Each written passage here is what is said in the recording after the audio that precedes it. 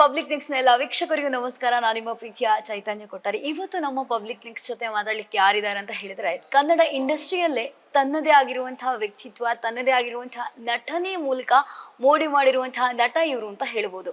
ರೀಸೆಂಟಿಗೆ ಬಂದಿರುವಂತಹ ಯುದ್ಧಕಾಂಡದ ಮುಖೇನ ತನ್ನದೇ ಆಕ್ಟಿಂಗ್ ಮುಖೇನ ಎಲ್ಲರ ಮನಸ್ಸನ್ನು ಸೆಳೆದಿದ್ದಾರೆ.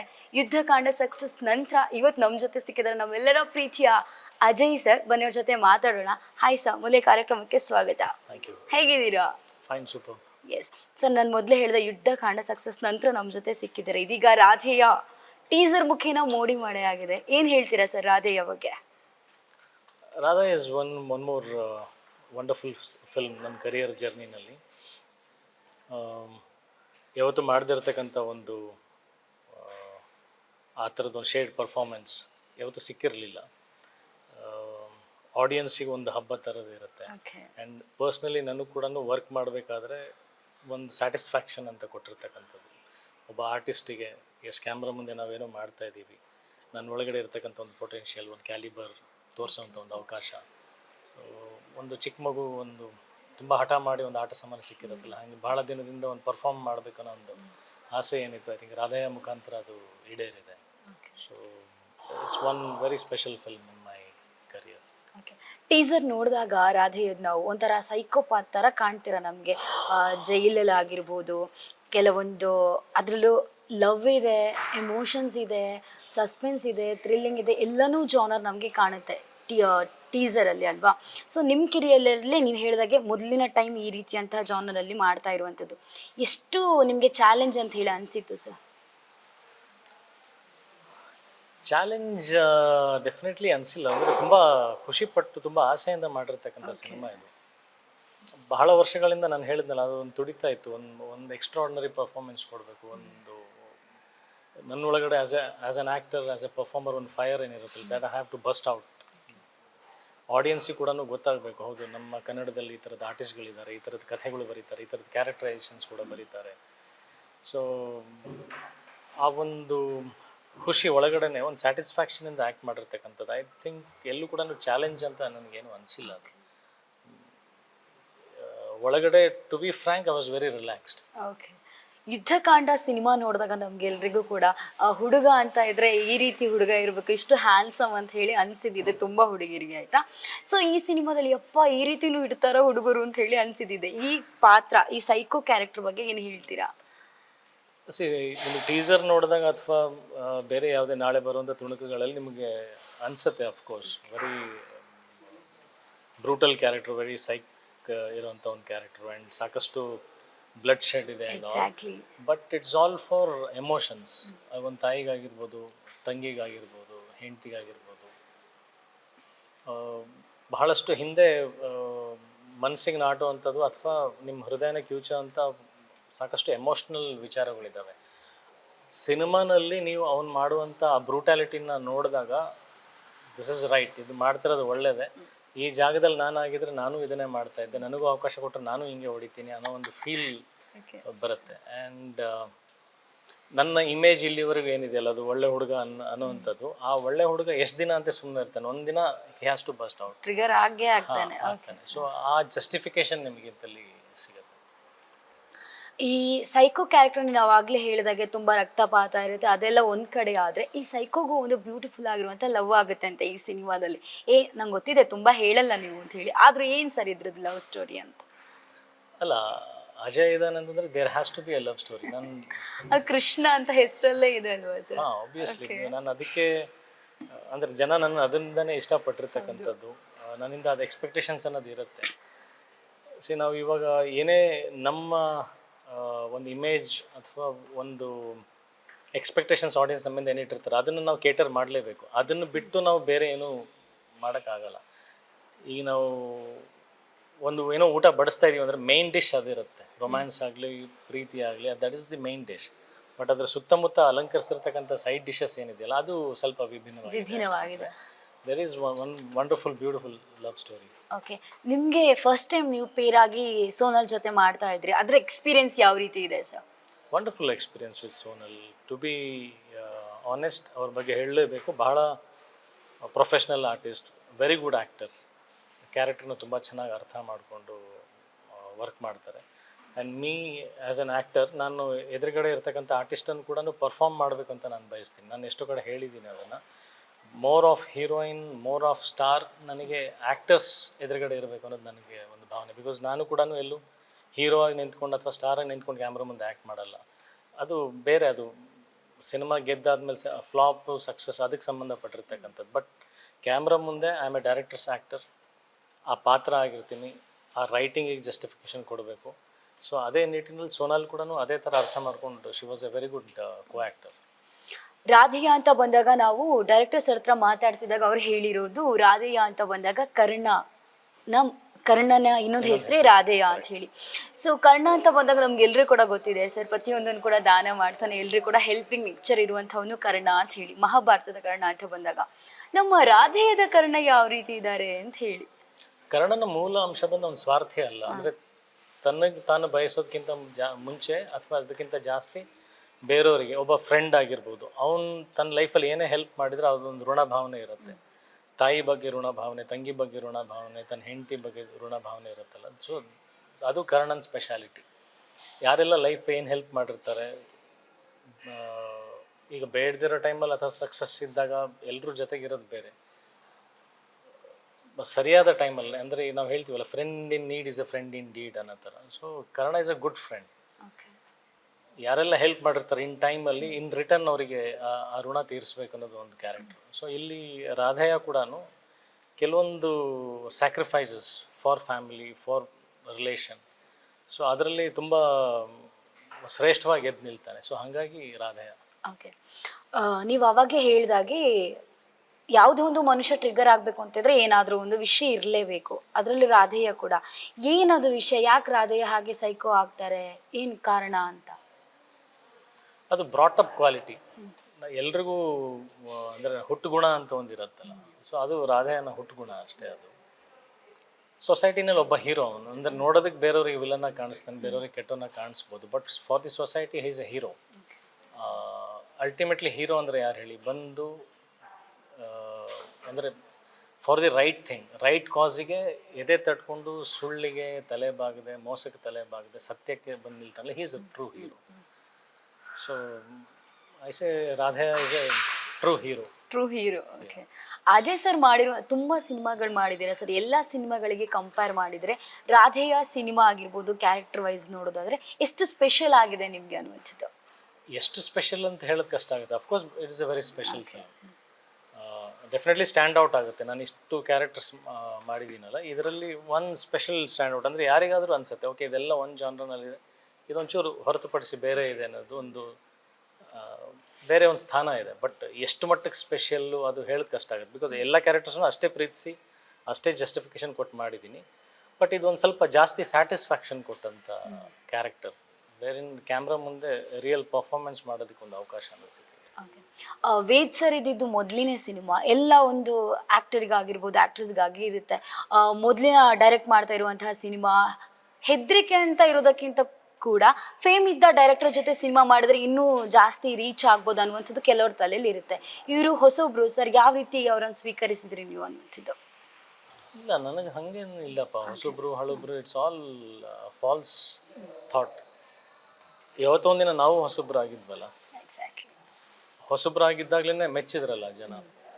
So it's all the thought process. ನಿಮ್ಮ ಅಂದರೆ ಸಿನಿಮಾ ಮಾಡೋದಕ್ಕೆ ಎಷ್ಟು ಪ್ಯಾಷನ್ ಇದೆ, ಎಷ್ಟು ಅರ್ಜ್ ಇದೆ, ಎಷ್ಟು ಹಂಗರ್ ಇದೆ, ದ್ಯಾಟ್ ಮ್ಯಾಟ್ರಸ್. ಇನ್ಫ್ಯಾಕ್ಟ್ ಹೇಳಬೇಕಂದ್ರೆ ಹೋಗ್ತಾ ಹೋಗ್ತಾ ಕೆಲವೊಂದು ಕಡೆ ಅದೇ ಹಂಗರ್ ಲೆವೆಲ್ ಡಿಕ್ರೀಸ್ ಆಗುತ್ತೆ ಎಷ್ಟೊಂದು ಜನಕ್ಕೆ. ಹಂಗೆ ನೋಡಿದ್ರೆ ಫ್ರೆಷರ್ಸ್ಗೆ ಜಾಸ್ತಿ ಹಂಗರ್ ಇರುತ್ತೆ. ಹೌದು, ಏನೋ ಒಂದು ಮಾಡ್ಬೇಕು, ಏನೋ ಒಂದು ಸಾಧನೆ ಮಾಡಿ ತೋರಿಸ್ಬೇಕು. ಈಗ ಓಕೆ ಅಜಯ್ಗೆ ಇಷ್ಟು ಜನ ಡೈರೆಕ್ಟ್ ಮಾಡಿರ್ತಾರೆ, ಇವರೆಲ್ಲಕ್ಕಿಂತ ಮೀರ್ಸ್ ನಾನು ನಿಲ್ಲಬೇಕು ಅನ್ನೋದು ಒಂದು ಫೈರ್ ಇರುತ್ತೆ. ಸೊ ದ್ಯಾಟ್ ಈಸ್ ಒಂದು ರೀತಿ ನೋಡಿದರೆ ಹ್ಯೂಜ್ ಪ್ಲಸ್ ಪಾಯಿಂಟ್. ಒಂದು ಸೆಕೆಂಡ್, ನಾನು ಪರ್ಮಿಷನ್.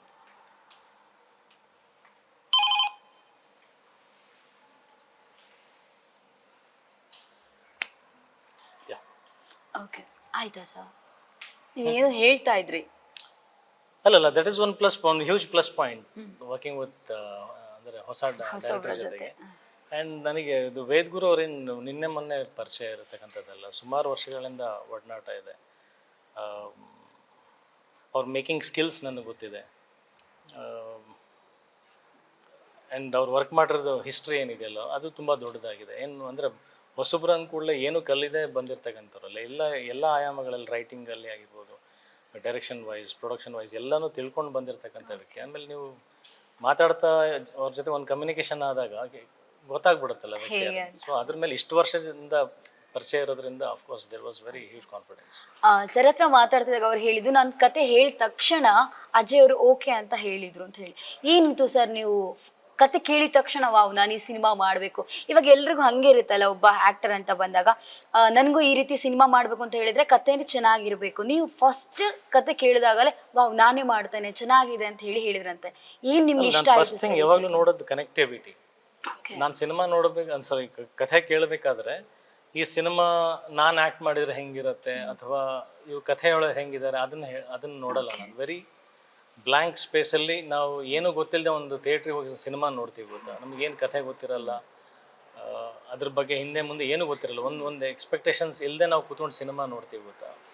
ನಾನು ಕಥೆ ಕೇಳೋದು ಹಾಗೇನೆ, ಆ ಕೇಳ್ತಾ ಆ ಪ್ರೊಟಗನಿಸ್ಟ್ ಕ್ಯಾರೆಕ್ಟರ್ ಅಥವಾ ನನಗೆ ಯಾವ ಕ್ಯಾರೆಕ್ಟರ್ ಎಕ್ಸ್ಪ್ಲೇನ್ ಮಾಡ್ತಾ ಇದ್ದಾರಲ್ಲ ಅದು ನನಗೆ ಕನೆಕ್ಟ್ ಆಗಬೇಕು. ಅಂದರೆ ರಿಯಲ್ ಲೈಫಿಗೆ ಕನೆಕ್ಟ್ ಆಗಬೇಕು. ಅಂದರೆ ಅದೇನಾಗುತ್ತೆ, ಥಿಯೇಟ್ರ್ನಲ್ಲಿ ನಾಳೆ ದಿನ ನಾನು ಆ್ಯಕ್ಟ್ ಮಾಡಿದಾಗ ಜನ ಸಿನಿಮಾ ನೋಡಬೇಕಾದ್ರೆ ಇವ್ನು ನಮ್ಮವನು ಅಂತ ಅನಿಸ್ಬೇಕು. ಹೋಗ್ತಾ ಅವನು ಆ ಕ್ಯಾರೆಕ್ಟ್ರಲ್ಲಿ ಜೀವಿಸೋಕ್ಕೆ ಸ್ಟಾರ್ಟ್ ಆಗಬೇಕು. ಒಬ್ಬ ಆಡಿಯನ್, ಕಾಮನ್ ಮ್ಯಾನ್ ಆ ತೆರೆ ಮೇಲೆ ಆ ಪಾತ್ರ ನೋಡ್ತಾ ಓ ಇದು ನಾನು ಗುರು, ಇದು ನನ್ನ ಲೈಫಲ್ಲಿ ನಡೆದಿದೆ ಅಥವಾ ನನ್ನ ಸುತ್ತಮುತ್ತ ನಡೆದಿದೆ. ಆ ಕನೆಕ್ಟಿವಿಟಿ ಬಂದಾಗ ಯಾವುದೇ ಸಿನಿಮಾ ಆಗಲಿ ವರ್ಕ್ ಆಗುತ್ತೆ ಅನ್ನೋದು ನನ್ನ ಪಾಯಿಂಟ್. ಸೊ ಇಲ್ಲಿ ರಾಧಾಯನಲ್ಲಿ ಕೂಡ ಅದೇ, ಆ ಕ್ಯಾರೆಕ್ಟ್ರು ಮತ್ತು ಅವ್ನ ಸುತ್ತಮುತ್ತ ನಡೆಯುವಂಥ ಇನ್ಸಿಡೆಂಟ್ಸು, ಕೆಲವೊಂದು ಕಡೆ ನಾವು ಏನೇ ಘಟನೆಗಳು ಸಮಾಜದಲ್ಲಿ ನಡೀತಾ ಇರೋದು ನೋಡಿದ್ರೂ ಬಾಯಿ ಮುಚ್ಕೊಂಡು, ಕಣ್ಣು ಮುಚ್ಕೊಂಡು ಅಥವಾ ಕಿವಿ ಮುಚ್ಕೊಂಡು ನಾವು ಹೊರಟೋಗ್ಬಿಟ್ಟಿರ್ತೀವಿ.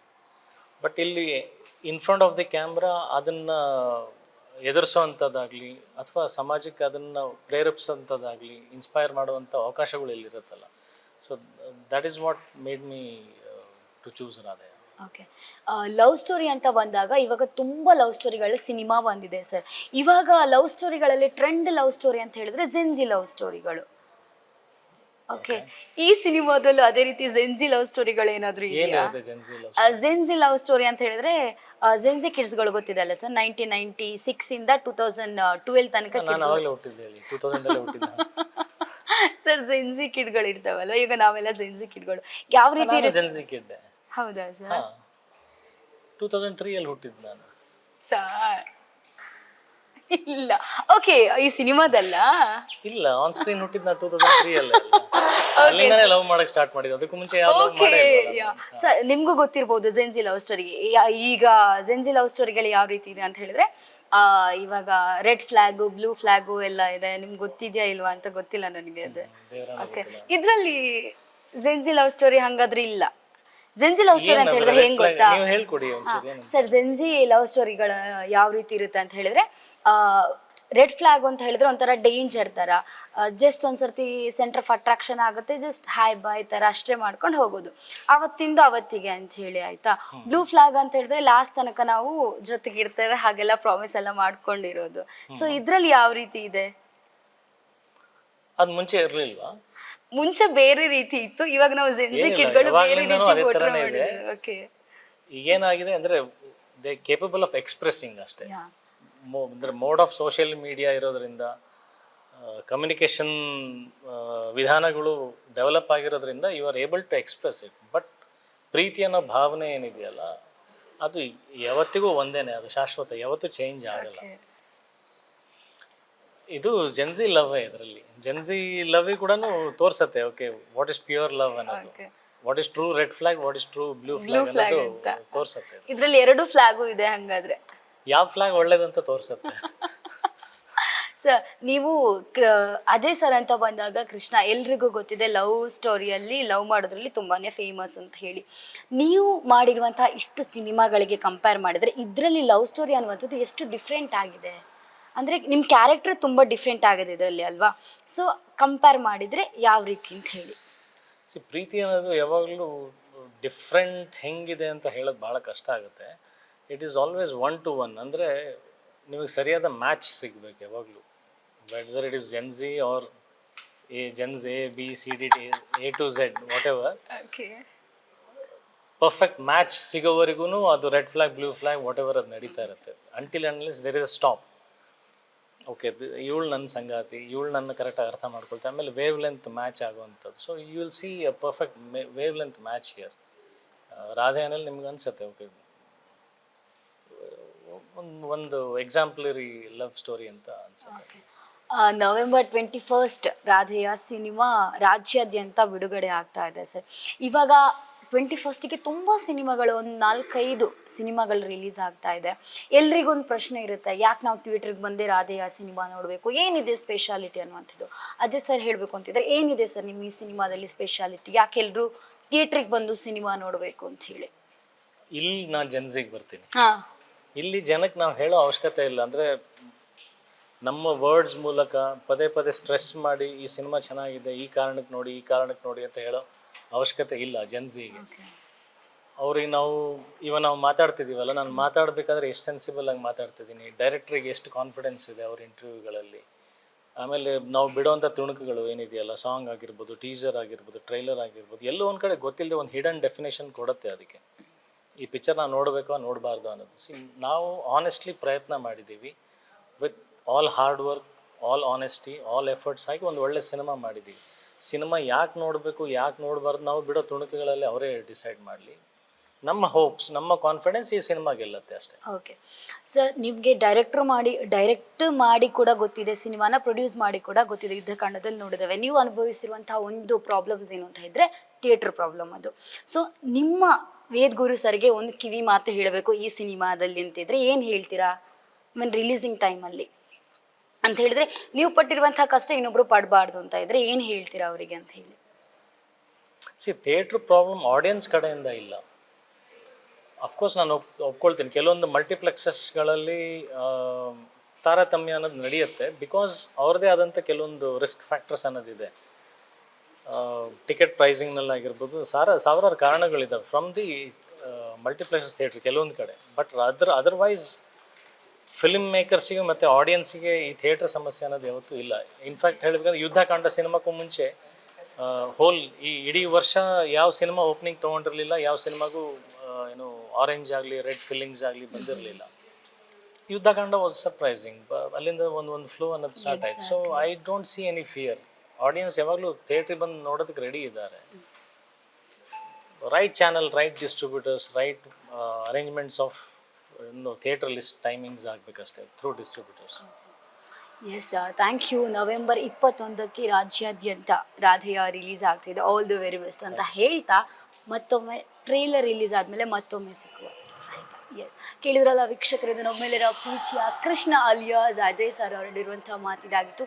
ಕ್ಯಾಮ್ರಾ ಪರ್ಸನ್ ರುದ್ರೇಶ್ ಅವ್ರ ಜೊತೆ ಚೈತನ್ಯ ಕೊಟ್ಟ, ರಿಪಬ್ಲಿಕ್ ನೆಕ್ಸ್ಟ್ ಬೆಂಗಳೂರು.